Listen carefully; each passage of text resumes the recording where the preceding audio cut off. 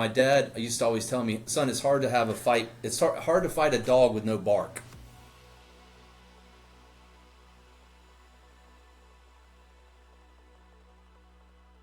Hey folks, welcome to the season 2 finale of the Wrench Turners podcast, the show that's about improving the life, well-being, and productivity of mechanics everywhere.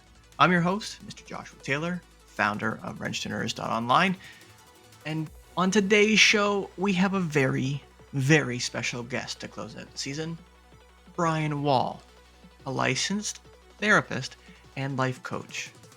And normally I would go in a bunch of details about what we talk about, but guess what?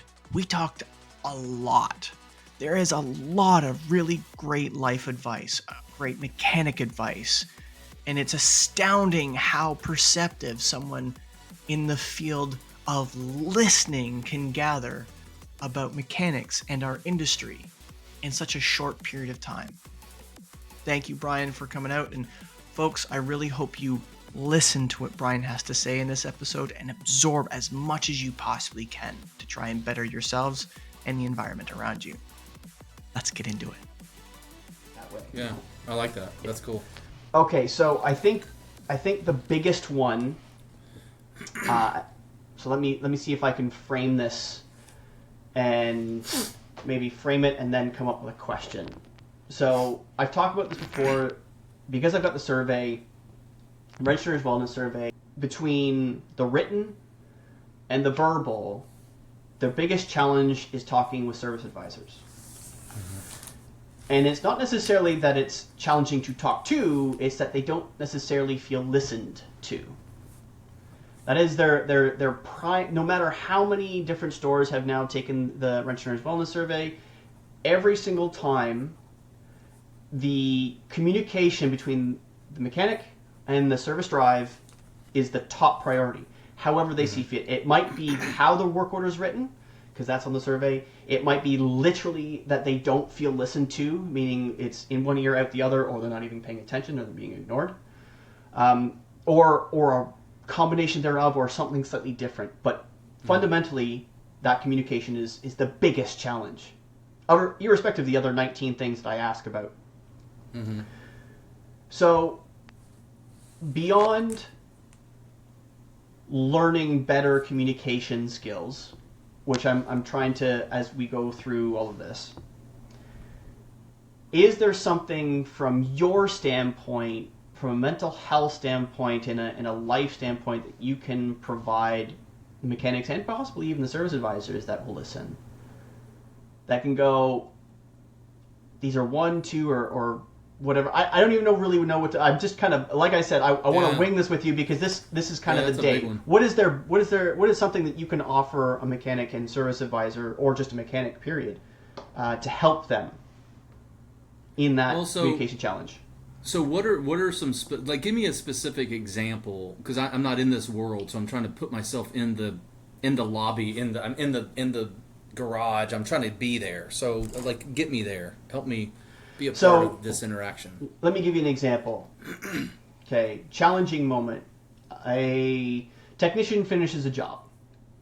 Okay, the job's a warranty job, which means they're already in a negative mood because, in all likelihood, on any warranty job, any warranty pay job, the likelihood that they're going to make their time is slim. So, for example, if it's a warranty wheel bearing, the warranty wheel bearing probably pays 0.5 or something ridiculously small like that, and it probably takes them 0.8 or better.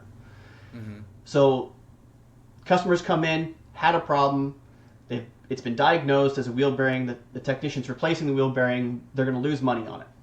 Mm-hmm. But herein lies a possible challenge. That wheel bearing pays 0.5, let's say. But there's an additional operation code there that in order to get paid 0.7, you have to put 2 opcodes in, meaning the wheel bearing, and then perhaps as an additional, you get paid an extra 0.2 to do the pads and rotors to come off. Let's say that's how that works. Mm-hmm. They finish the job, goes out the door, they do the road test, put in their notes, da-da-da-da-da-da. Service advisor closes the work order with only the 0.5 on it. Mm-hmm. there was communication in there written on the work order, as well as communication to the service advisor saying, hey, this is supposed to be a 0.7 job. Why has it been only 0.5? Now the challenge there is that if the technician doesn't say it in a professional way, the likelihood that they're going to get a professional response is slim. Mm-hmm. So in that moment, most of the time, at least from a negative perspective, most of the time the service advisor is going to go, sorry, it's already closed, and do nothing.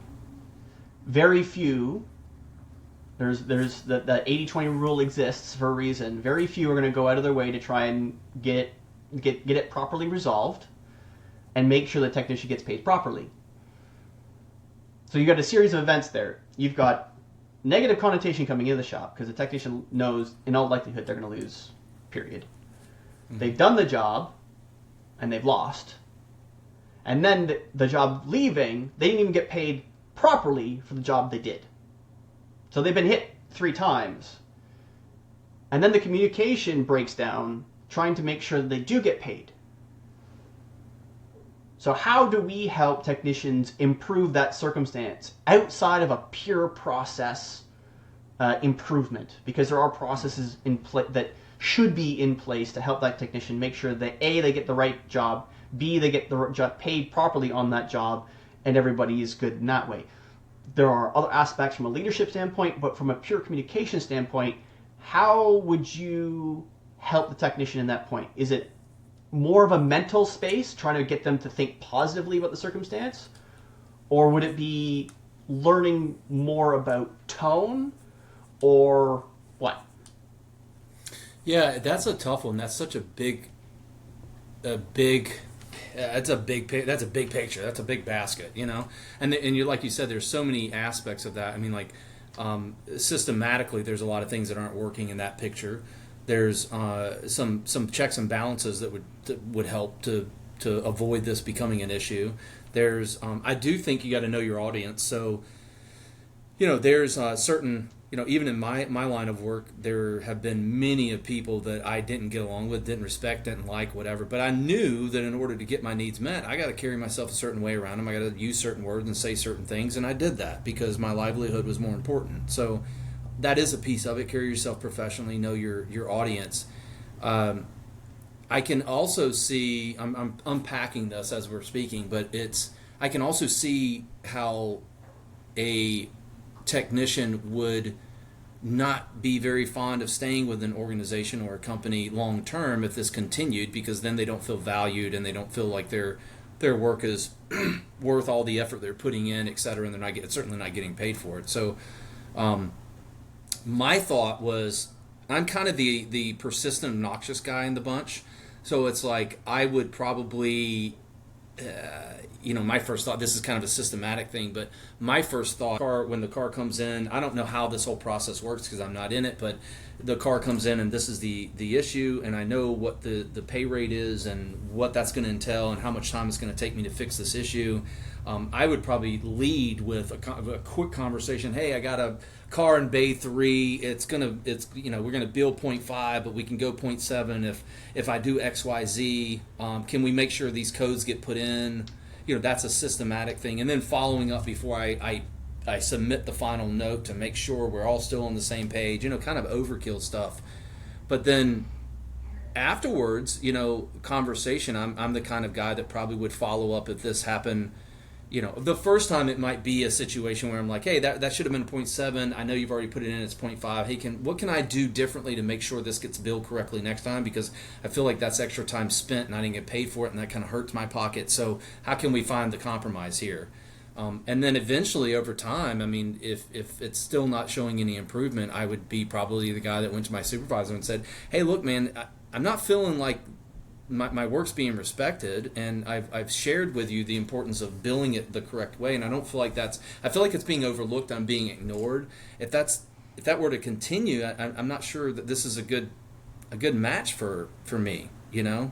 Obviously you want to be careful having those conversations before you have something else maybe in line, because I know some of the folks in certain industries are quick to pull the trigger and say, well, then leave already. I don't care, that kind of And I thing. think- So you got to be careful with that. I think you highlight, without knowing anything about the industry, you highlight all kinds of things that are actively happening, and this is why I want to do it this way with you, because Yeah, I'm glad I'm hitting you on are something. so intelligent and so perceptive that by bringing up a circumstance, you highlighted about 7 different areas that they're actively going through right now. So, Sweet. yes, okay, we're winning. We're winning. Okay, perfect, so perfect. 1, having the confidence in oneself to be able to bring up issues to not only the individual that you're having situations with, but also whoever it is that you are reporting to. So, again, yes, this is a very double-edged sword. If you are unprepared and unprofessional, you could be shown that most people aren't saying anything. And this is where we get a trendy thing that we can say, this is where the quiet quitting comes from. If you want people to not do and put in effort, don't let them speak. And by saying that, I don't mean that in a literal sense where you're saying you're not allowed to say anything. If you do not create an environment where people feel comfortable and trust that they can speak about whatever issues that they have with their working environment, you're going to get a whole team full of quiet quitters. Yep. And you take what is potentially, and I talked about this last week when I wrote the newsletter about the 80% in the middle. This is what's happening in the 80% in the middle. We have an exceptionally large middle. There's a lot of folks that are doing well. I won't say exceptionally well, but they're doing well enough that they're making ends meet, and they're making a little bit more than the cost of living, and they're just kind of eking it by. But those folks that I speak with that are in that category, that are looking for opportunities to make more money, do not feel comfortable enough speaking with management, leadership, and so forth about their working environment. They don't feel comfortable.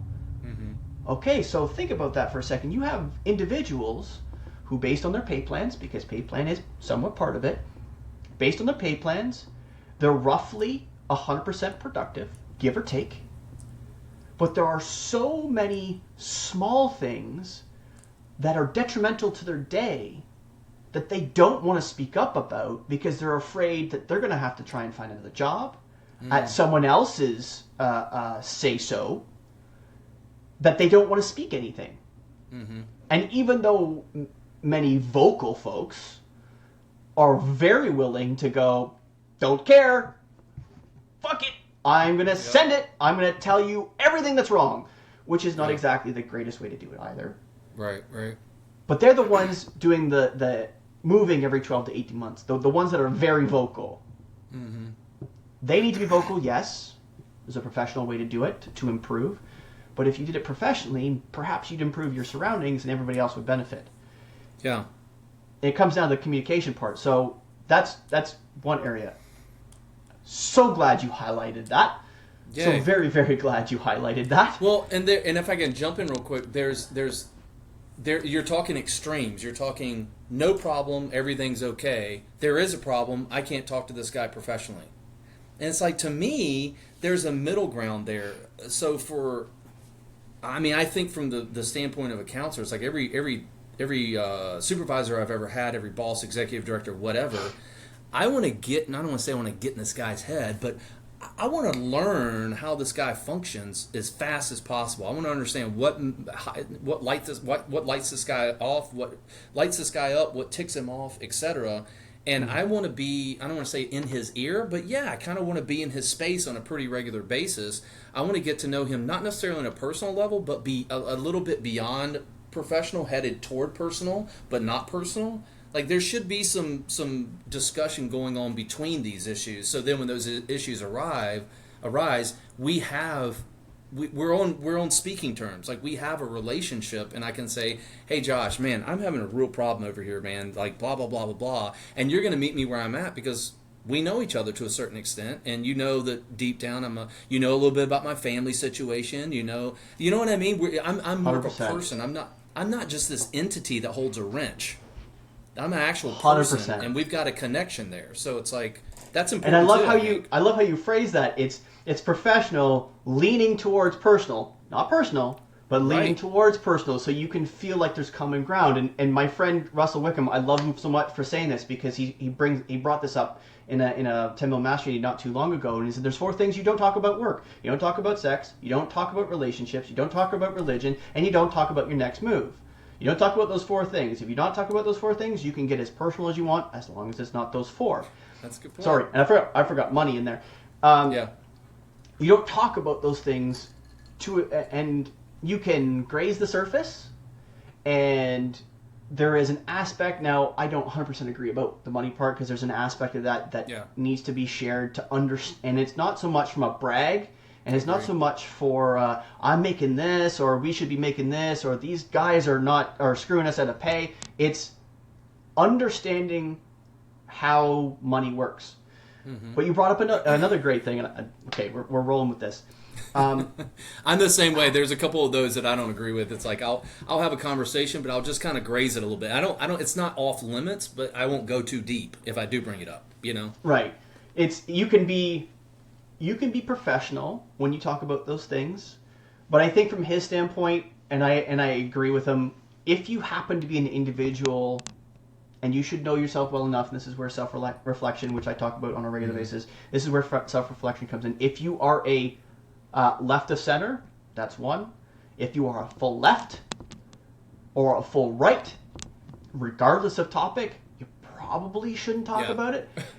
Only because, and it's not that I don't want to hear it, but it's more the fact that you are, in all likelihood, so far to the left or so far to the right that it becomes awkward for those around you who aren't. Yeah. That's fair.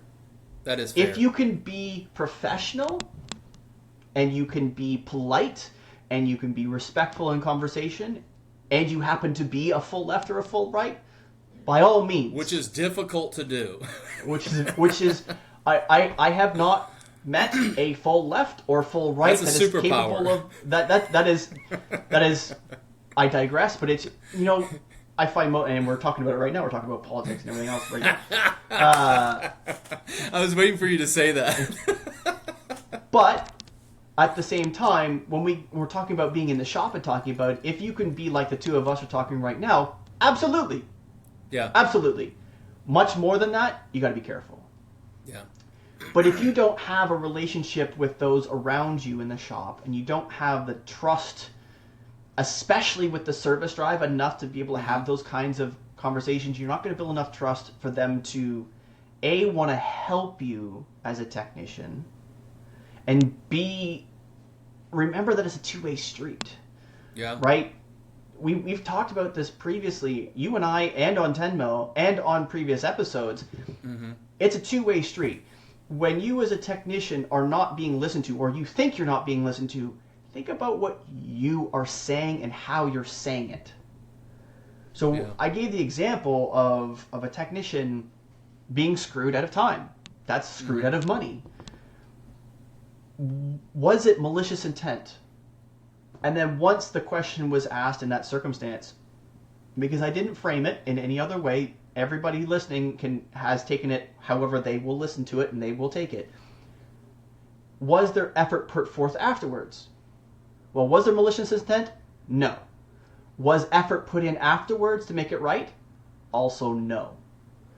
So if we can move the needle on the trust and the knowledge and the communication standpoint, malicious intent was not there. So maybe we're broaching more on ignorance than we are anything. And the way you get rid of ignorance is with trust and communication. Yeah.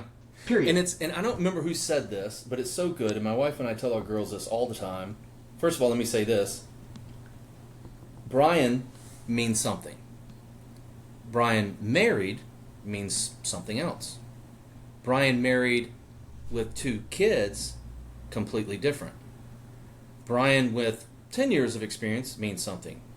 Brian with over 2 decades of experience across 4 countries. Completely something. You see what I mean? So what you present, and those are the kind of things that I shared a lot of times with executives in my field, is like I kind of want them to know what I've got invested in what I'm doing, right? But one thing that we share with my girls all the time is an apology without behavior change is nothing more than manipulation. Wow. I'm going to mark that one unless you did already. Wow. That's a good one, right? That and is we say it all the time. big. So in this whole process, I can go to you and I can share whatever I'm going to share, and you can say, my bad, Brian. I'm going to make sure I'm going to take care of that next time. But if I don't see any behavior change, then you're just manipulating me, and that's not trust. That's not loyalty. That's not a good situation for me to be in when I got 2 girls and I'm married and I got people to take care of. You know? So that's going to influence my decision. And that right there is another thing that happens regularly to technicians. I'll get you on the next one. Yeah. I'll get you on the next one. How many times do we hear as technicians, I'll get you on the next one? Yeah. I'm sorry, but on the next one doesn't pay my mortgage this month. Exactly. Because I, as a person who is paid what is effectively full commission on flat rate, now folks that are listening that are hourly or salary or hybrids are a little bit different. But for the most part, folks in flat rate, that's a big proportion, slowly dwindling, but a big proportion of mechanics today are paid flat rate, especially in dealerships. Paid on the next one is not valuable to me today. And I'm sorry, I got to be selfish, but valuable to me today is more important than valuable to me tomorrow when it comes to my pay, because I can't guarantee how many hours are coming in the door next week. I can't guarantee how many warranty jobs that I'm going to have to learn on, that I'm going to not necessarily get paid on to come in. So if I've done the work today, I need to get paid today. Yes. You talk to enough executives, and when I've started over the last year and a half, I started using the phrase high value leader. And you talked with enough executives where you can probably start to understand why I started using that phrase. Because a high value leader is going to A, recognize that these things are happening, and B, rectify it quickly. Because you can't have a team based on pure commission that on a regular basis is eating shit and hope to keep them. Yeah. Unfortunately, the trend is that that's what's happening. Yeah.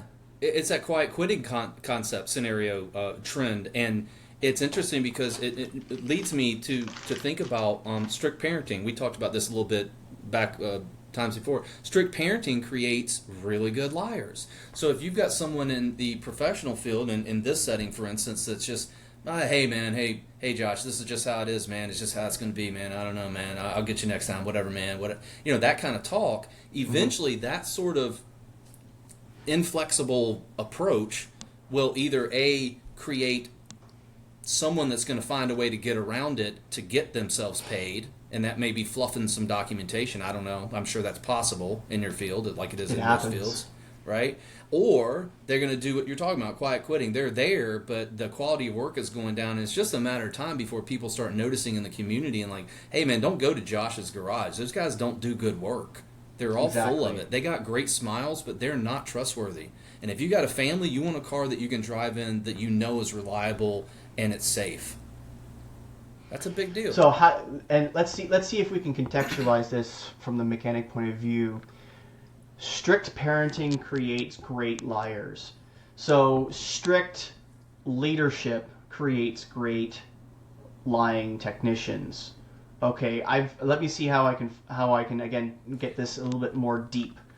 And I think you hit it nail on the head. You've got folks who will usurp systems and processes, which will lead to comebacks. You will get folks who will usurp or ignore proper processes for paperwork, which causes audit problems down the road when they may not be part of the business anymore. Because audits can come, like warranty audits come whenever they feel like it, and when they hit, they usually hit pretty hard. And if you don't have a team willing to elevate their workmanship, their craftsmanship, and their penmanship, you get audits that pull thousands and thousands and thousands of dollars out of dealerships' pockets. And that comes almost directly out of ownership. So you think, from a business standpoint, if you are a strict owner or a strict leader to policies and processes that you haven't educated your team as to why, you're going to get a bunch of great liars.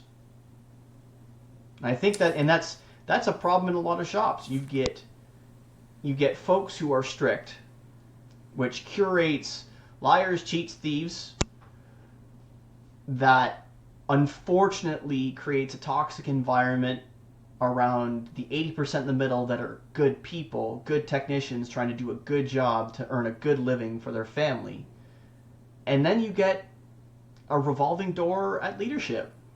You get a revolving door in the shop because something's not right. Something's not right, and not too many people can put their finger on it. Yeah, they're ruled by numbers too, and if you don't have a team that's got your back, those numbers aren't going to happen at the end of the month, and eventually you're not going to have a job either, Mr. Leader. Right? Mm-hmm. I just wrote down, inflexible leadership creates increased technician loyalty to self.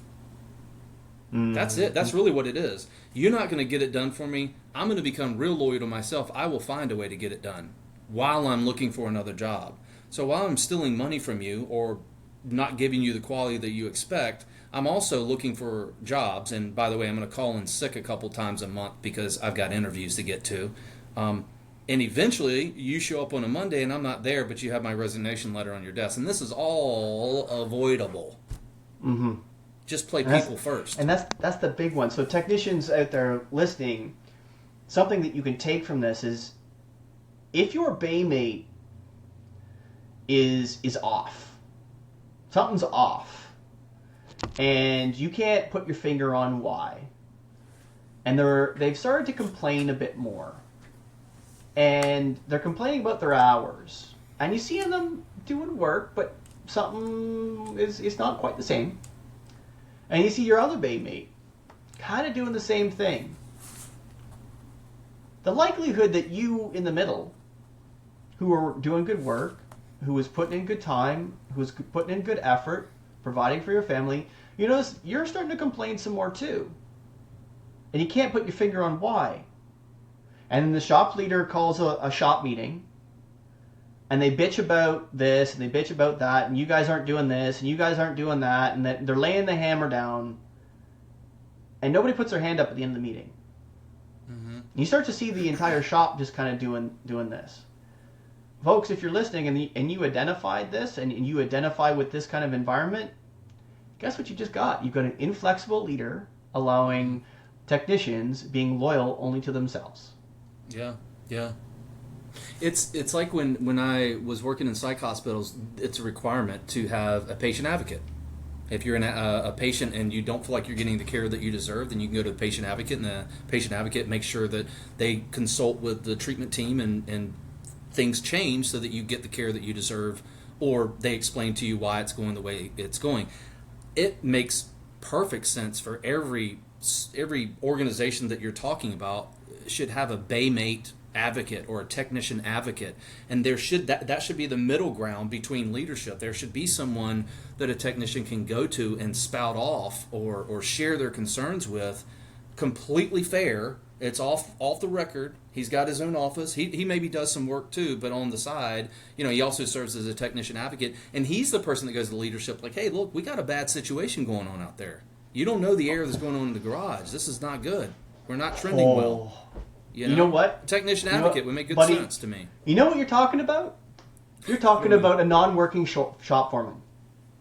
And the non-working shop foreman is a dying breed in our industry. And I think what I've been coming to the conclusion with, that the thing that we're missing the most in especially in automotive dealerships, the thing we're missing the most is high-quality, non-production foremen. Men and women who are capable of being empathetic to the entire team, but also get their ass in gear when they need to be pushed. Right. Understand when they need to be pushed, when they need a shoulder to cry on. Be the person that maybe you do share the religion, the relationship, the money, and the next move to. They need to at least garner enough trust of the team to be able to have that conversation. It's like, okay, the team, something's going on here, and now the service manager or the fixed ops leader has someone that can turn to. It's like, okay, I'm paying you to lead these people, and turn them and people, not technicians, lead these people, right? So that they can thrive and that our business can thrive. What can you tell me, Mr. and Mrs. Shop Foreman, that I need to know in order to slightly alter course of this ship so we can improve for everybody? I love that I have my Tenmo lads. I love them. But now that I understand, I'm understanding more, especially talking to you, and I love the fact that you have as little knowledge of our industry as you do, and somehow you keep coming up with all this great stuff that is completely layover to us in automotive. So, awesome. So, these men and women, I've started to talk to a few women now in our industry.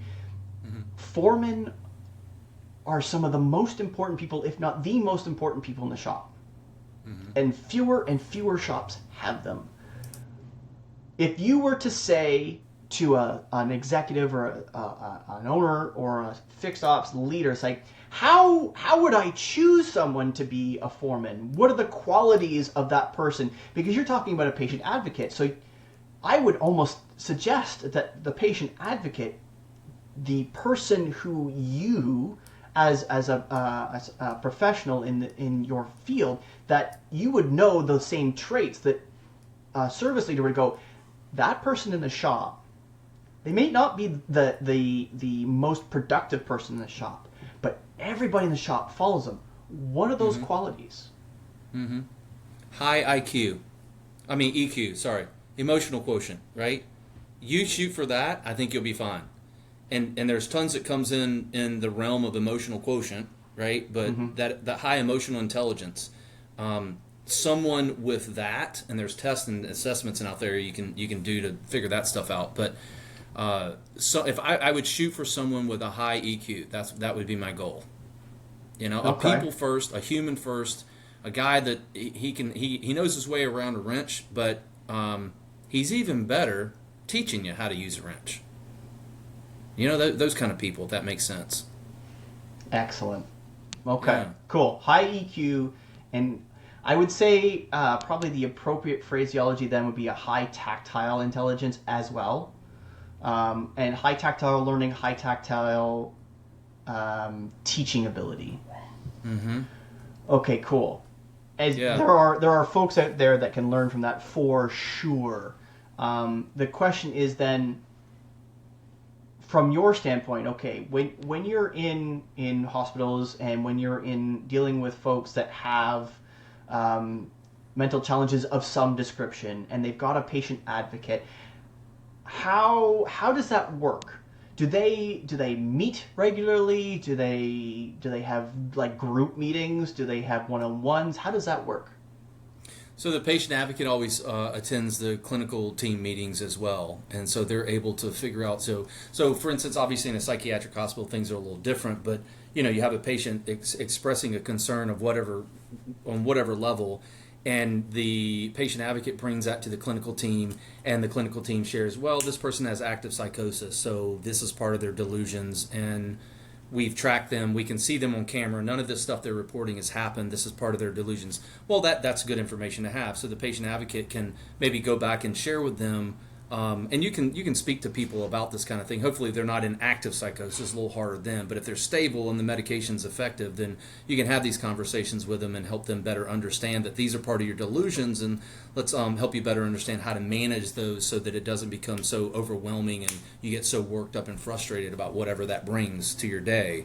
But yeah, they're part of the treatment team, and they go to the clinical team meetings, and they are a go-between. So if a lot of times maybe maybe the clinical director wants it's a buffer, so it's like, I need you to talk to Josh about this and that. Could you have this conversation with him? I feel like he's kind of unraveling a little bit. Sometimes, most of the time, you go through the counselor for that, but the patient advocate is always there as well as a buffer, and they can be used in that way to kind of soften soften the edges a bit for the individual while they're going through the treatment process, if that makes sense. Makes sense. Makes sense. Yeah. And it sounds very much like it's just they're a shop foreman. Yeah, They really that's are. What, They that's what are. it sounds like to me too. In this, the only difference between the two, I think, is that a foreman, instead of talking to patients, they're talking to technicians who are in the same area or field. You're not. It's not the customers you're dealing with, so it's a little bit different. So I think this relates back to, Jim Bernasek was on the show, and he relayed that one of his great successes when running stores, especially in fixed, is having what he called a service drive production manager and a shop production manager. And these are the people who drive business through the shop, but they were advocates for productivity, production. They were the go-betweens, and they talk to each other, and then they talk to leadership, so that you've got a holistic approach to resolving the issue like I brought up. The issue I brought up to remind folks, because we've been talking about this for a minute, is a technician who's effectively been shortchanged on a warranty repair. If you've got a service drive production manager and you've got a shop production manager talking to each other, now both the drive and the technician have someone to talk to about the issues, about the situations. They can be third party, aka objective, unbiased about the circumstances, so that they can either resolve from a personnel standpoint, or they can create processes or resolve processes that may have failed or need to be modified for said issues. That's it. I think we can learn a lot from those, and whether it's a foreman or a shop production manager, whatever name that you label it, as long as you have a person on the shop floor and possibly even the service drive that can help you resolve this kind of communication issue, you're going to be winning, both from a mechanic standpoint I would think and so. from a leadership standpoint. Yeah. Oh, it makes Awesome. it would make so many people's jobs so much easier. It just makes Agreed. sense. I want to have a middleman. It just and a lot of times it's I don't think leaders often don't have conversations because they just don't care. I've been in leadership roles, and it's like sometimes it's really difficult to have those conversations because I just don't have time. Yes, I need to prioritize that. I get that. However, life happens the way it happens sometimes, and to have someone like that's a middleman to help cover the ground and make sure everybody's taken care of just makes good sense to me. Mm-hmm. And you get folks. We've got you can get two to three maybe. And I'm trying to highlight some extremes for it to give you some context to kind of overlay what you just said. You have shops on average, and my recent due diligence, it may not be hyper accurate, but as far as my due diligence is, automotive dealership averages are roughly 13 technicians in a dealership on average. Now there are significantly more than that. You've got folks like Ed Roberts, who's leading a team of like 100 technicians with like 17 mobile units. That is a monster. And then you've got folks who work in small towns who have maybe 5 technicians. You've got like 3 really extremes, because there's a very dramatic difference between a shop with 5 technicians, a shop with 15 technicians, and a shop with 50. Like those are basically kind of the ranges, because once you roll about 15 technicians in a shop, to give you some understanding, once you hit 15 as a service leader, you have a lot more revenue and gross to play with to make decisions quickly. So if you have with 15 technicians, you have enough revenue coming in every month that if something breaks, instead of having to hum and haw about what to do, whether I don't have enough money this quarter to be able to afford a new hoist, or I don't have enough money this quarter to be able to do this and this and this. And these are, my 2024 plan, my 2024 budget has these 5 things in it. If I do something today in Q2 of 2023, I'm not going to be able to afford 2024. Right. 15 technicians or more, they can be like, what broke? Oh, the shop scan tool broke? Okay, when Snap-on here? Or when Matco's here? They're here Thursday? Go on the truck, get one, replace it. Just do it. Bring it in, do whatever. I'll just get it done.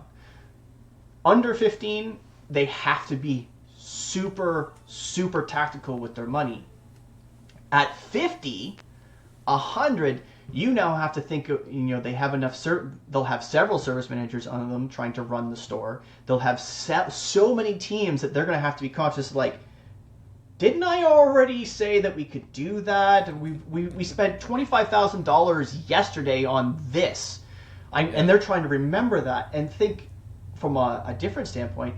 If they've only got 5 techs in the shop, a service leader's unlikely to have the time to talk to those 5 technicians because they're probably writing service as well. They're probably talking to customers. They're doing this and they're doing this. They don't have a whole lot of time. At 10 to 15, they're rolling in that they've got enough staff that they don't have time. And at 50, there's so many staff, there's no hope that they could meet all with them every month. Yeah. So I think where the patient advocate / shop foreman thing comes into play, now you have somebody who's standing on behalf of the service drive and the technician to be able to resolve those issues so that they feel communicated to, so they can build trust, they can build relationships, they can understand when there's a minor dip in the road and they say, hey, this happened. And now the advocate can go, okay, this happened. I'm going to write it down. I'm going to make a note. I see I see boss man tomorrow. Well, I'll bring it up. Yeah. And then over time they can track it. Well, and it brings up another something we used to use in the treatment field quite a bit is big brother, big sister kind of thing. I don't know, you'd call it something different probably, but that person, because you've got in every setting like this, you've got that person or multiple people, and especially if you've got 50 technicians, surely there's a couple in the bunch, but you've got a couple of those people like, yeah, I really love this place. I've been here for 6 years. I want to stay here for 10 more. Yes, it's not running right. I would like to see it run better, right? So these are your point people. These are your leaders. These are your mentors in the bunch. They're sticking it out and been through the worst of the worst, and they're still there. And they're going to take care of the company because that's who they are. They've been there long enough to prove that. It's like you match up some of these newer guys with some of these old heads, and you let these guys guide them through some of this frustration. That's kind of a form of that patient advocate piece, but you give them, you assign maybe 2 or 3 at the most to each one of these point people that you've decided that after having a conversation, hey, are you willing to be this kind of leader in our facility? We're willing to toss you some extra funds for this. We're going to recognize you for the role that you play, but you're the point man. They can come to you first with some frustrations, some concerns, how to do things. You know how we operate. We feel like you're pro company. That sort of thing could be maybe an option as well. Agreed. So that leads into a couple of things, and let me try and take a bit of a pause here and formulate. Yeah.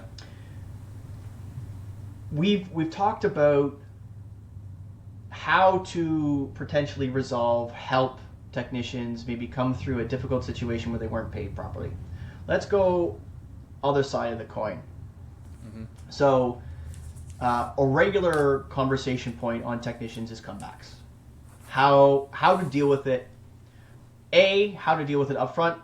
Obviously there's perhaps a broken process. Maybe they didn't follow process. And I've now heard it enough times from enough different people. I no longer know who said it first. So if you happen to be the person listening and it was you that coined the phrase, please knock on my door, so to speak, and let me know. What process did you skip in order to get you in my office? Great phrase for comebacks.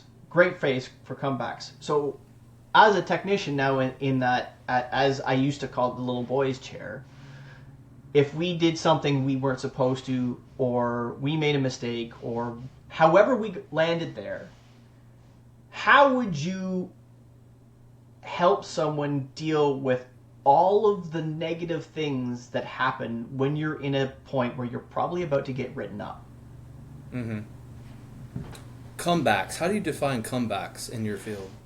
So a comeback is, it can happen a whole lot of different ways. 1, 2, comeback fundamentally is vehicle comes in, let's say it comes in for a noise. Customer describes as, sounds like airplanes taking off at 60 miles an hour. Okay, so usually right away, every technician on the planet's going to go, wheel bearing. And I bring that up because I literally put a wheel bearing in my wife's car today. All right. So they go out for a test drive. Bingo, yes, sounds like an airplane taking off. They get it on the hoist. And instead of verifying the repair on, and this is where things can vary, instead of verifying that it is in fact a wheel bearing and verifying which wheel bearing it is, they just shotgun a repair, say it's a wheel bearing, it's almost always the right side, they put a right side in it, they throw it at the door without test driving it, close off the work order. Customer leaves, quote unquote, leaves the building with their vehicle, goes down the road, and maybe they're half deaf, and maybe it's their other half that happens to hear it. The noise hasn't been fixed. Mm-hmm. So the vehicle comes back. It's still making the same noise, according to the customer. So now we have a circumstance where the customers come in, paid for a repair, and it's not fixed. So it's come back. Gotcha. Okay. And so your question is, how do you deal with all the negativity that comes from that conversation you have with the supervisor has with the technician about this comeback? Right. Because there's a couple of things fundamentally at play. One, the technician may have done all of the steps correctly. I haven't provided that context for that reason. If the technician did all of the steps correctly and we still have a failed repair, it may not be the technician's fault. Right. If they didn't do all the steps correctly, it might be the technician's fault and the technician's fault alone, or there could be a whole host of other things at play, like it's a failed brand new in-box bearing. It could have been the right bearing. Right. They could have put a brand new bearing in. It gets down the road 15 miles and it's failed. It happens. It's very, very rare, but it happens. Mm-hmm. So contextually, any one of those circumstances could happen. And as a technician sitting, quote unquote, in the little boy's chair, you don't know what's occurred from the time it left to the time it comes back, typically. Sometimes you find out afterwards because the car comes right back into your bay and you've got an upset service manager or an upset service advisor, or if you happen to be in a small shop, an upset customer as well. But how do we resolve all of the emotional stuff that goes on in our heads leading up to, during, and after that significant negative situation? Okay. So a lot in there.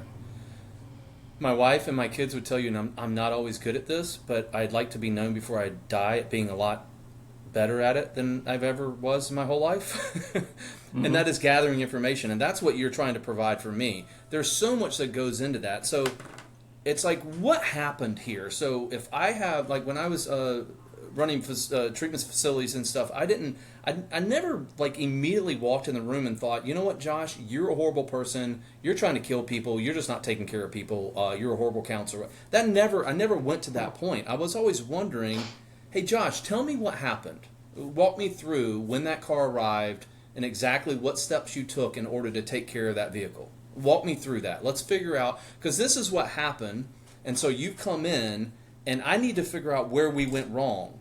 Because whether it was your mistake or our mistake, we need to fix this mistake so it doesn't happen again. Because it could very well become a liability, a safety concern, etc. Right? So God forbid it happen on some part of the car that when you go 80 and that part fails, the whole car blows up and everybody dies. We don't want that to happen. So I'm just trying to gather information. So I think it's a fact-finding mission to begin with. And I try to be like that whenever my kids frustrate me or my wife does something I don't like, and she kind of does the same thing. Like, hey, walk me through what was going on that afternoon when you didn't take my call. Or, like, get information before you pounce, you know? Mm-hmm.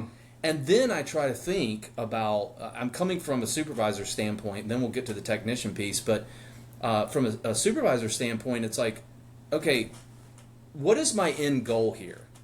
Do I want Josh to quit? Because I can have a conversation that will make him walk out the door right now. All right? If it's not to make Josh quit, then I need to partner with him and make sure he understands, hey, this is not a railing. I'm not here to like get the stick out and beat you. I just want to understand where we went wrong. I'm on your team too. We failed here. Where did it go wrong? Help me figure this out, brother. Right? And you figure it out and you have that conversation. If it's Josh, then that's a teaching moment. It's like, okay, well, this is the part that you miss. You know this is a part of our routine. I'm wondering what led you to skip that piece this time. And be honest with me. I had a huge fight with my wife. My head's not in the game today. Okay, take the rest of the day off. All right? Because we've got lives at stake here, too. That's a big thing in the mechanic field. I mean, I want to go. I feel like I've got a good mechanic right now, but it's like, that's terrifying to me. I want to make sure my wife and my girls are in my wife's car. I want to make sure her car is running sharp all the time. Very important to me, right? And so, partnering with them to figure out the end goal, always having an end goal for yourself as far as where you want Josh to land. As far as the technician, I think it's so important. This is something I'm hitting myself on recently, is that it's so often and so common that we take behavior and we turn it into identity. It's just behavior. It's not who you are. That's right? a very insightful piece that I don't think I've ever put two and two together. This is a very mechanic thing to do, and I'm sorry to cut you off here, but that's a We very all do it. Okay. So let me It's see if not fair. I can pause there for a second. Give a short story. Yeah. I just bought a bike. I literally brought a brand new motorcycle home yesterday. I have found myself looking at every piece of Triumph memorabilia, You got the Triumph. merchandise. I bought So the glad. Triumph, buddy. The beautiful bike. Oh, It's gorgeous. but I find myself. I literally said this in my head this afternoon. I am going to make this every part of my identity from here forward. And I am going to saturate everybody that I talk to with Triumph this and Triumph that. I caught myself realizing that that's not appropriate. That's not going to be helpful. I'm trying to teach my son not to do that because for example... You're going to polarize tonight, yourself. right? He's at dinner tonight and we're talking about, there's a kind of a quasi-family reunion that happened, and my wife and my mother-in-law and myself were talking about it, and my son, at the appropriate time, said, "Excuse me," and he paused, Good. and we asked him, "That was the appropriate time to say that. If you're going to say something urgent, or say something relevant to the conversation," and he goes, "Never mind then. It's not part of that." Well, what were you going to say? I'm going to talk about wands. He's literally been building wands from like Harry Potter for 72 hours straight, pretty much, because he's been he's been homesick. I'm glad I kind of just chilled today. Yes, I realized I put a wheel bearing in, but I still kind of chilled today. Yeah. But it's that polarizing. He is so fixated on Harry Potter and wands that he interrupts in the middle of didn't interrupt. He interjects in the middle of a conversation about family to talk about wands. I don't want to be that person talking about Triumph all of the time, so I'm going to try and figure out a way to politely do that. And we're talking about behaviors becoming personality and behaviors becoming those kinds of things as mechanic. That is a very common thing for us to do. Mm-hmm. On the shop floor, we talk about, maybe we are brand loyal to Snap-on, and we talk about Snap-on all the time. Or we are brand loyal to the vehicles we're working on, and we talk about that all the time. Mm-hmm. So behaviors, like being grumpy, become personality. And I forget who said it on the show, but be that grumpy technician, maybe they're not actually grumpy, maybe they need to get something off the chest and somebody just needs to listen. So they're not actually, their personality, their behavior isn't their personality, but because they haven't been able to offload, it's become their personality. Does that make any sense? It does. I'm going to walk you right through what that looks like. So when you have a behavior that becomes your identity, you got to understand, like mechanics, counselor, pastor, I don't care, whatever it is, you are human first. Mechanic is what you do. That's your livelihood. It's not who you are. It's what you do. And so if those begin to mesh too far into each other, it can get dangerous. It can get messy. I am first, I'm first a believer in Jesus. I'm a husband. I'm a father. And a counselor might sneak in there and run number 4 or 5. I'm sure I'm also a son, right? So there's some things. I'm not a counselor first. In fact, if worse came to worse, counselor would probably be the first thing that would drop off the list for me to maintain the other things that are way more important to me, right? And so when we have a behavior and we make that behavior part of our identity, what happens is it sneaks into our core values. Because if we think it's part of our identity, it's who we are now. So now it's part of our values. And guess what? Now it's reverse. Now it's starting to affect our behaviors moving forward, and we become this thing that we just created. And it's like, wait a minute, how did I get here? This is not who I am at all. I made a mistake. I'm human. It happens. I owned up to it. I was wrong. I need to be better about catching this. I've created something in place so that I don't miss that next time. My bad, I think that's sometimes a self-esteem thing. When you have folks that can't humbly accept that, it's because the self-esteem's low and they're like, oh my gosh, I'm a horrible person if I can't do. It's like, I make mistakes, man. It happens. It's going to happen again. And I appreciate you coming to me and getting all the information so we can figure out where I went wrong, because I do want to be better. I want to be better. I think more folks possibly don't understand that they've done this to themselves. I know in my experience working in shops and with shops that there are a large portion of mechanics that they're listing that you probably don't know that you've made behavior your identity. And this goes from top to bottom. If you happen to be an individual that likes to say, I'm okay with pissing leaders off, you've made that your identity. You've made that about you being you've made that opinionated, borderline, if not overtly obnoxious individual who's happy to correct people, whether there's a correction needed or not, or a blatant negative statement about something that's going on. You've made that part of your identity. Yes, there are certain things that need to get corrected in our industry. I am not saying that that is not the case. But I bring it back to communicating professionally, politely, and respectfully. That will never go out of style, and that is the optimum way of getting anything changed. Yes, being the squeaky wheel. Yes, that is a thing. But if you're always the squeaky wheel, no one's going to want to play in the sandbox with you. And conversely, if you're working for a shop and you happen to be working for a shop and you're always the squeaky wheel, everybody around you knows that. And nobody wants to help you. Yeah. Nobody wants to be associated with you. And conversely, if you look at the top end of the spectrum, the folks that are positive, that are constantly positive, and I'm going to say it over and over again, because why do you think they get the gravy? Why do you think they get favored? Yes, there is also politics that can be involved. Don't get me wrong. I've been there. I've seen it. But the ones that are positive, always willing to help, always willing to give a little bit to get a lot, even if they don't expect anything, even if they happen to be the kind of person who is that next step who doesn't expect it in return, at some stage they're going to get it back. Yeah. That positive energy, so that positive behavior. And if you're working in a situation, some of them, I'm sure some listeners are thinking, well, you don't know my boss. Okay, well then you're probably not in a good situation. You probably need to get out of that situation because he's not receptive. He's not in a place to receive that energy. He's not on that level. The frequencies are off. You're operating at a higher frequency and you don't belong. It's time to move on, right? I'll give you an example. My dad used to always tell me, son, it's hard to have a fight. It's hard to fight a dog with no bark. And I didn't understand that for the longest time.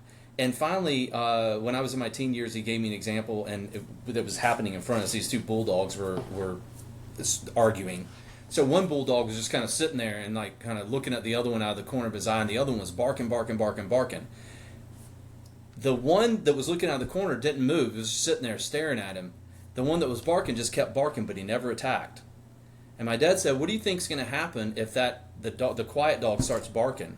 And I was like, "I don't know. The other dog's going to get scared." He's like, "No, he's going to attack because he's engaged, right? So you don't engage. That dog barking is thinking, I wonder if I go after him, he's going to take me out.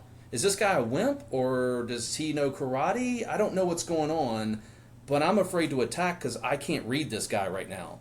And so the dog just kind of stayed nice and calm and didn't do anything. And eventually the other dog got tired of barking and just walked off.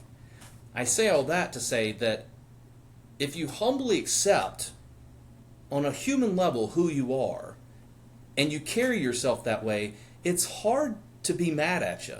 You know, I've always been very honest with employers on where I'm at with certain things. I can't tell you how many times I've been in clinical meetings and, like you said, being careful how I say it. But, for instance, "Hey, Brian, do you have those numbers for us?" I can say, "No, I don't." "Why not?" "I just didn't do it." Bad approach. "Brian, do you have those numbers?" My apologies, I don't." "Why not?" "I'm going to be honest, I didn't prioritize it this week. I had some things going on with clients. I felt like that was more important. I let that fall by the wayside because I wanted to take care of them first. My apologies. I'll have it to you by the end of the day." Beautiful. Brian owned up to what he did wrong. Hard to get mad at him. He was honest about it. He told us why, and the reason why was because he's taking care of the people that pay our bills. That's a pretty cool thing. And then he said, "I'm going to make it right, and I'm going to have it to you by the end of the day." He sounds like a good employee. I think we should keep him. Mm-hmm. And so my dad was always like, "Don't hide. You know, just be up front. Say it the way it is." You know, I'm not going to, because if I sit there and start spinning stories, everybody in the room is going to know Brian's full of shit. And this guy is not on our team. He's not pro company. We need to get rid of him. This guy's, he's shady. He's just flat shady, you know. But I tried not to be that way. I'm sure at times we say things and it's like, is he being honest? You know, we all do that. But I tried always to be very upfront and honest about, like, yeah, I'm sorry I didn't get it done. I'm a little embarrassed, honestly, but I'll get it done for you. I think there's another aspect there that we don't talk about in the shop, and I think it's because we learn so much on the job, it's just not part of the stuff that we learn as mechanics. Understanding that how to communicate why you did or didn't do something. It's very difficult, at least in my experience, because this is very much me. It takes a lot of failure, and I don't mean comeback failure, I just mean a lot of failure in process for you to learn what works for you. And failure can just simply be not making time. Failure can be someone saying, "Hey, this work order was shit. Like, why did you write this? This is useless. I had to rewrite it so that the client could see it." Getting, whether that's crappy or good feedback is irrelevant. It takes a lot of those to learn a lot of the stuff that we do. And if you don't get taught it in any way, or you're not put in a circumstance where you can learn certain things, especially on how to communicate being able to or not being able to do something, like you said, you gave a great example where, for example, hypothetically, you didn't do something. How to communicate why you didn't do something in a way that's professional and not bullshit is something that we don't learn. Yeah. Because at the end of the day, as mechanics, we fundamentally we have a tree. We'll call it, most mechanics will understand exactly what I'm talking about when I say the tree of process. You get a vehicle in, you diagnose the noise or diagnose the problem. There's a tree that you need to follow to diagnose the problem. Once you diagnose the problem, there's a tree of steps to go through to repair the problem. And it's that black and white. For the most part. Not always, because there's gray in there where the information you're reading is wrong, or what's on the car is not the same as what's on the page, and let's leave the gray off. It's black and white. But what happens if you read A and it's actually B? Let's say, for hypothetically speaking, you as a technician, and I've done this. I've done this. So when you fail in that manner, like something comes out, and maybe before the car leaves, you're like, I made a mistake. All you know is you made a mistake. you don't necessarily know how to communicate to your superior, your leader, your shop foreman, or whoever, why you do that. You don't know. As you've communicated, there's a way to not to communicate it, and there's a way to communicate it. Absolutely. So if you happen to be out on the shop floor and something has happened in your experience, for those that are listening, owning your failure and talking about it, if you don't understand how to communicate it, say so. Don't bullshit. Yeah. It's what Brian's fundamentally saying. Yeah. That's awesome. That's it. Yeah. It makes it really easy. And I'll tell you, man, in an environment that you're saying that a lot of these folks that work in your field have a difficult time communicating on that level, because really they just weren't trained in it. It's not because they're dummies or anything's wrong with them. It's just that you were trained to fix a car, and fix a car happens a lot up here and with these, right? It's not a whole lot of communicating or interacting with other humans. It's go fix the car, you do your thing, and everybody leaves you alone for an hour, and all of a sudden the car's fixed and it comes down off the hoist and everybody drives off and everybody's happy, right? So the minute if you can figure out how to do that well in your shop, you're going to stand out in all the right ways real fast. And so when they expand other locations, want promotions, whatever, guess who they're coming to visit first? Guess who's going to be putting on 100%. all day long. So that's what got me into the consulting business, is because when I was working in treatment centers, yes, I wanted to help folks, but the more and more treatment centers I went to and the more and more teams I was a part of, I realized that our treatment process, our treatment programs in general in the United States are broken. And some of them very laughable, honestly, and that bothered me. And so I thought, well, gosh, I could come up with a modality to heal every human in the world, and that's going to be great. Honestly, I'm not that smart, so I know that's not going to happen. But I know one Folks, thing about he's me. that smart. Don't let him fool you. He's that smart.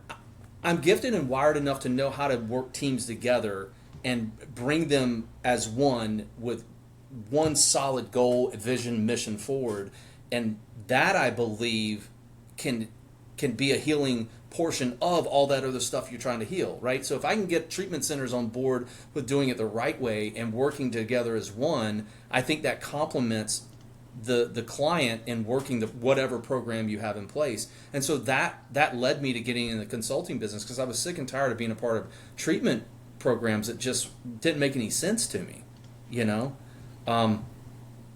And so I say that because, you know, when you act the part, it typically you end up being in that position, you know. And so I was in these treatment centers, and I was a lot of times bringing up all the things I didn't think work, and here's a solution. Well, eventually I just kind of worked myself out of the roles that I was in, and it was like, hey, Brian, why don't you just come to our treatment program and consult with us and tell us what we need to fix to make this work better? And so that's kind of what I do. So this brings up a good example, and it's a negative one. Okay, so you brought up something super positive, which in theory, and I think it truly does, but there's a lot of folks out there that have look at the other fork in the road, the negative fork in the road. The phrase in the automotive industry for mechanics is, the more you know, the less you make. And the reason being is, as we go up the technical training ladder, we learn more in-depth skills and knowledge about the product we're working on. Fewer and fewer people meet that stratosphere of education. And because there's fewer people capable of fixing things at that level, so diagnostic and repair sides of things, the fewer people in the shop that can, it means that those people get funneled the really, really hard stuff. And typically, again, 80-20 rule exists for leadership. If you have if you don't have a high value leader that understands what transpires during those highly taxing, high IQ, high trained moments where they tend not to get paid well from warranty, if you're not compensating those individuals, they're actually making less. So as an individual who's been in the trade for 10 years, who has, super high level training, unless they are working for a shop that has a high value leader that understands what they're doing, they're not making anywhere close. Not even close to what they should be making in terms of income. And there's lots more that goes with that. If someone's not making the income that they should be making at their value level, other things fall down. Things fall down at home. Self-confidence falls. Self-esteem falls. Depression can become a thing. Anxiety and stress becomes more prevalent. And I see this common, like it's exceptionally common.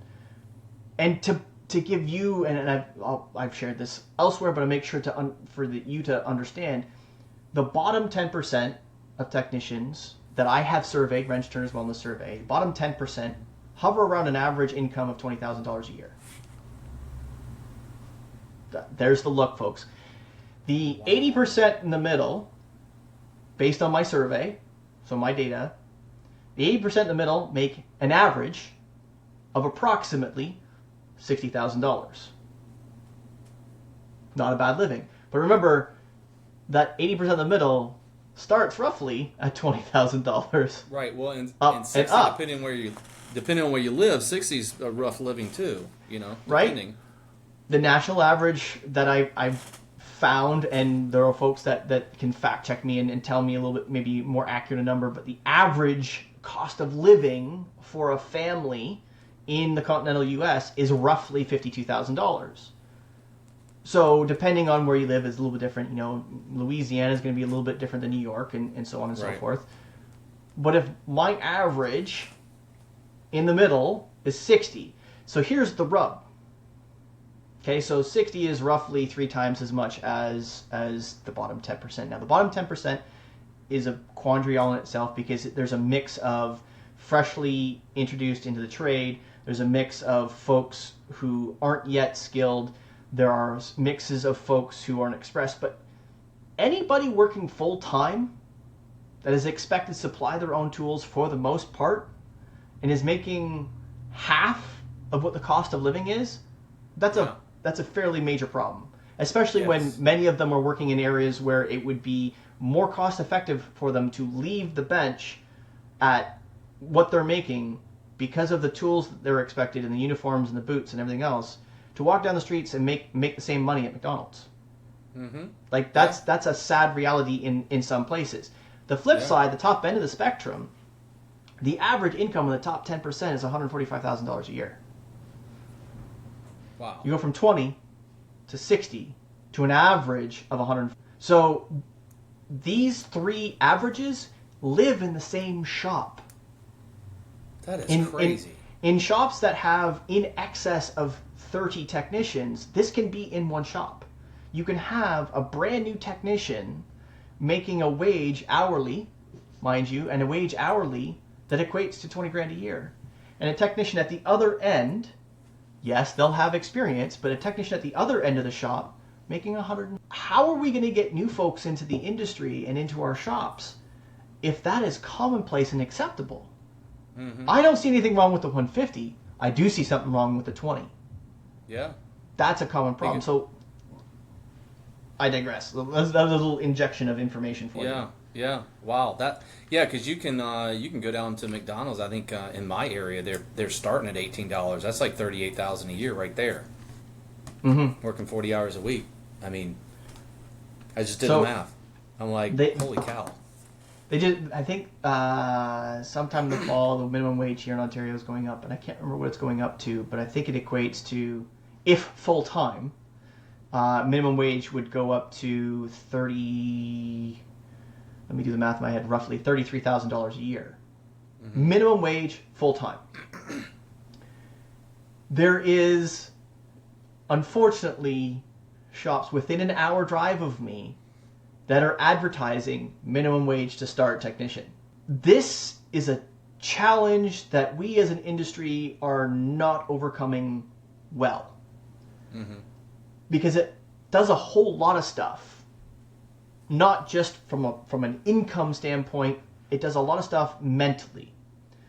Think about the folks that have literally been doing this for 15 years and understand that some of them are still only making, on average, 60 grand a year. Mm-hmm. So if a new kid on the block walks in the door and works full time, they're making 33. And I am busting my butt and have been busting my butt for a decade, and I'm making 60? What's the problem here? Yeah. Like, I'm not making double what he's making, and I've got 10 times the experience. What's because that leads into another thing. In clinics and what you've seen, how from your side does income affect mental well-being? Oh, absolutely. I mean, that's a no-brainer. And I was just about to go into that. I mean, for instance, in the United States, divorce, that's going to be in the mix for sure. 100%. I'm telling you, that's in the mix. You got this whole thing, just it walks down that road, right? And so let's start there. It's like you're making 20,000, 30, 40,000 a year. What kind of medical and dental care are your kids getting? Because these guys are not, everybody that makes $20,000, $30,000, $40,000 a year that works in your field is not 100% single with no kids. Give me a break already, right? So my first thought was like, gosh, what are these home life? What is the home life like? What does the mom get during pregnancy? What kind of medical, mental health, dental type services are the kids getting? If the kids are diagnosed with something and they need medication, how is this guy buying medication to provide a healthy lifestyle for his kids and to provide them with food that's of nutritional value that, I'm not talking, otherwise it's ramen noodles, right? Mm-hmm. That's going to affect all kinds of stuff on all kinds of levels. For instance, in the United States, divorce is one of the leading causes of poverty and homelessness for men. That's it. You get divorced, you're done. It's a true stat. And so it's. I've been trying to stay away from the D word as much as humanly possible, but I almost think that I can't not bring it in and have some kind of discussions with some of the folks that I'm meeting with, because if the divorce rate is the divorce rate, even if you take out some of the statistical anomalies, and I know that there's lots of them. Thankfully there's been a lot of fact checking, especially by women, because there's been a lot of women cause 70 or women start 70% or 70% or better of all divorces. Well, there's a lot of things that go into that. So right. I'm not saying one way or the other, but divorce is a thing, and it's a thing for men and women, and there are men and women in our profession, a very small percentage of women. I've only got to now speak with a couple. I want to speak with more because I want to see both sides of this coin as much as humanly possible. But I think I'm trying to keep the average. The technician average is like 96.4% of technicians are men. So if 1 in 10 that I speak with is a woman, I think I'm doing a right mix. So I'm working on that. I digress. The D word when it comes to technicians. I've met technicians who have been through divorce. I've been close with some. If you look at income and mental health, and you layer in divorce, that's going to affect your working environment, because you are now bringing that shit to work.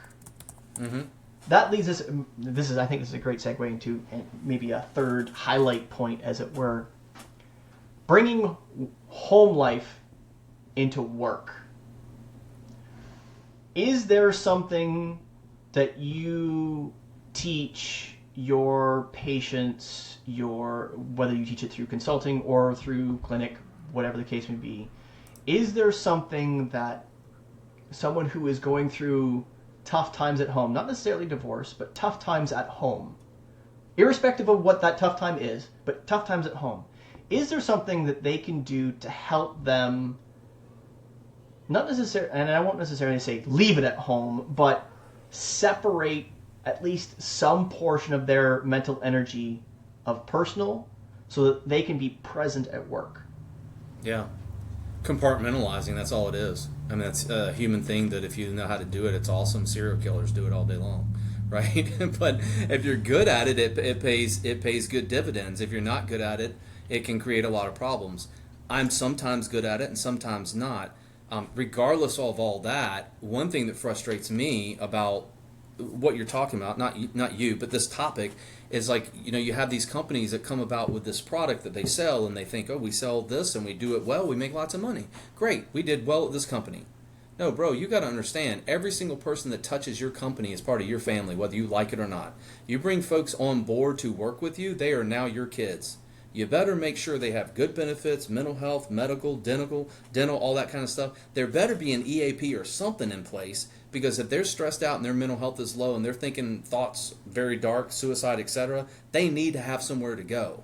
And so 1 in 200. that would, yeah, man, that's what I would look for. And I don't know what your field is like, but that's what I would look for in an organization. Somebody that's willing to go to bat for me and to be a support to me and to be a solid support for my family and all those ways that I mentioned.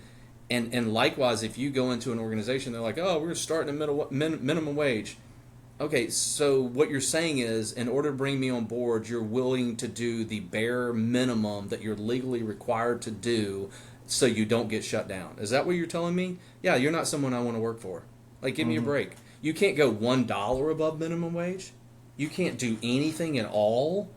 You know what I mean? I just think that's weak. And so you got people like McDonald's are like, yeah, we'll pay you $18 an hour. McDonald's can do that? I'm sure. I mean, they're big. I get it all. I get that. But at the same time, they're also franchised, right? So they're not all owned by corporate. And there are some differentiators there as it relates to pay rate and stuff. So I don't know. That just frustrates me. I've always been the kind of guy that, like I have my own private practice and I'd love to grow maybe at some point. I hesitate to, because I don't want to do it until I know I can provide what I think is fair and solid for the people that I bring on board with me. And I can't do that right now. It's just not fair. That makes sense. And I think there's a lot of shop owners, single shop owners too, we're talking mechanics going on their own, who don't necessarily understand the business well enough to be in that position. Mm-hmm. And that works for independent technicians as well. And I was talking about this with Jeff Compton recently. And we talk about my wife and I talk about her practice as well. Mm-hmm. Mechanics, chiropractors, shop owners all have the same thing in common. You could be a really, really, really great mechanic and a really, really poor business person. Same thing with chiropractor. Same thing with clinician.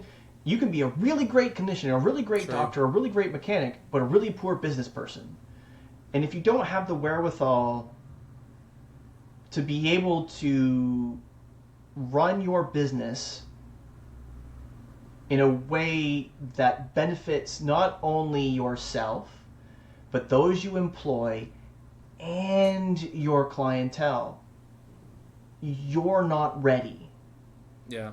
And I think it's irresponsible to take something on where you are employing people and not being able to put them first. And I think there's some very, very eloquent folks who say it a lot better than I.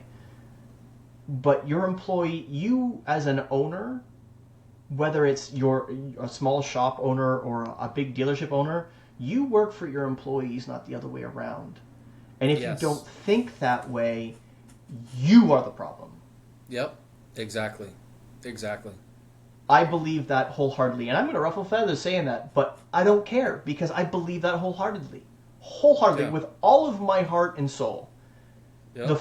The leaders that I know that are out there that live that way are crushing. Crushing. Yeah, all day. You take care of your people, and they will take you to places you never thought existed. They will take you to mountains that have never been ventured. I promise you that. And you can't do all that you do, and then at the end of the year, December rolls around, you toss out $5 Starbucks gift cards to everybody. Mm-hmm. Dude, why don't you just punch me in the nuts? Like, that's ridiculous. Like, give me a break already. Like, how much money have I made for you all year? And you're like, that's stupid, And like during Thanksgiving, you can't go to the grocery store and buy every family a turkey. Are you serious right now? That's a big deal. That's dumb. I've been given turkeys before. That's a big deal. Man, I'll take them all day and be grateful. So here's a tidbit. Like, that's ridiculous. I'm gonna inject. You said a great little tidbit in there. how much money I've made you this year? Obviously, you're not going to phrase it like that when you're talking to your Right. leader. But there are technicians out there, some of you might be even listening, that don't know that answer. Okay? And that's a problem. And the reason it's a problem is if you don't understand the business, you can't help the business. So if you happen to be an individual that likes to be vocal about the business, and you, as a technician, don't know how much you've made the business, you should shut your mouth. Yeah. Right now. Why? Because if you don't know, it's awfully easy for you to chirp. And then they go, guess what, Mr. or Mrs. So-and-so? You've had 7 comebacks this year. Each one of them cost me in excess of $1,500, plus a possible lost customer, plus 10 other people that they've told. So that's an untold amount of money, at minimum. And then, you've only been 90% productive for the last rolling 12 months. So as much as you'd like to gripe about that 0.2 that you didn't get paid yesterday on that wheel bearing repair, you've lost me in excess of $17,000 in the last 12 months that I can accurately track. So perhaps, Mr. or Mrs. Technician, you shut your mouth. So this is where, I'm liking it back, I said at the beginning, journaling and whiteboarding will help this. If you don't know how much you've made the business, now's the best time to start to learn. Yeah. If you don't know how to do this, I can help you. 10 Mil Masteries can help you. Yeah.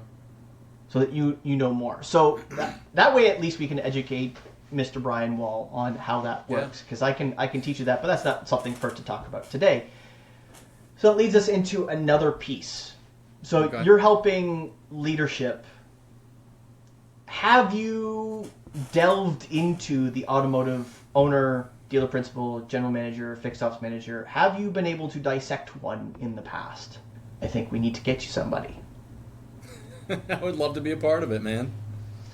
So I think there's some automotive leaders out there that don't necessarily aren't in the I need it category, but there are some folks out there that could significantly benefit from your leadership, your guidance. It's what I wanted to go into initially. It's industrial organizational psychology. You know, it's coming into organizations and figuring out what is the layout, who's in what seat on the bus, why are they working together well or not, and what do we need to change to maximize profit. Like that's it's IO psychology, and I love it. Love it. Awesome. I think there's a lot of tidbits that you can help with.